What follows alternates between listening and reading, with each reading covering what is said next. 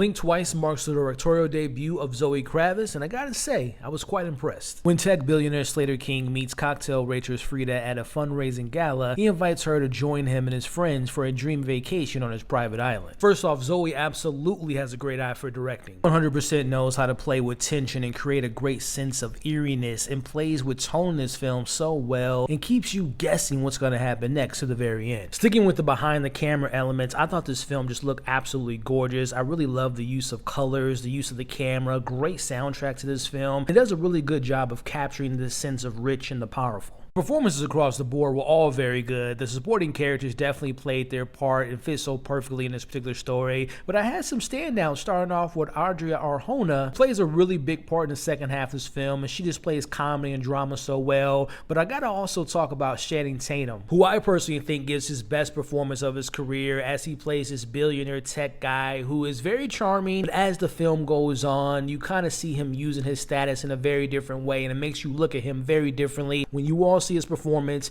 he is excellent in this film. But whether it's Netflix's End of the World Season 2 or Small Axes, everything I've seen Naomi Ackie in, she never fails to disappoint. What an incredible performance by her as the lead of this movie. You get to see her have a complete arc filled with laughs and drama and her being a badass, an absolute standout, and she was just so damn good. There's so much to dig into when it comes to the themes of this film. For example, people in power and taking unsolicited control. This film also has something to say about cancel culture in today's society, as well as the idea behind hiding behind a mask, but also these celebrities having second chances and just forgetting what they did in the past, all because they apologized. We have these similar things that reminded me of a mixture of a better version of Don't Worry Darling meets the great film Promising Young Woman, all while telling its own story at the same time. The movie really knows how to play with comedy really well. Like, I thought the sense of levity really worked in this narrative, but don't get it twisted. It gets very uncomfortable at a certain point. It gets very dark at a certain point, and I like how the film kind of keeps you on your toes. I'm skating around story elements because the less you know about this film, the better the experience can be, because it has a lot of twists and turns. But I will say I did enjoy the island element of this film and how I kind of related to the Garden of Eden, and how they play with a snake in this film is very important to the overall story. As far as my negatives go, I will admit that Zoë, who also wrote this film, I felt as though her direction was a little bit more refined than her actual writing of the story. There were just moments that I felt like it was missing some of the nuance, and I felt like there were some times that her messaging was a little bit too on the nose, and I also feel like it could have been a little bit more subtle in its storytelling and flowed just a little bit better. There's also an element of this story that kind of gets into how people are affected in a certain way, and I just wish the film would have explored that or explained it a little bit more, because it didn't really add up too much when you think about it after you've seen the film. But at the end of the day, this was one of the most surprising films that I've seen so far this year. Now, in saying that, I wasn't expecting this film to be bad. I just truly didn't know what a Zoë Kravitz written and directed film looked like until now, and after seeing it, it looked pretty damn good. The film had great direction, an amazing score and soundtrack, stellar performances, and this will keep you on the edge of your toes to the very end. I truly mean this. Like, I look forward to seeing what she does next as a writer and director, and I will definitely recommend you all check out Blink Twice, and once you've seen the film, let me know what you thought about it in the comments below.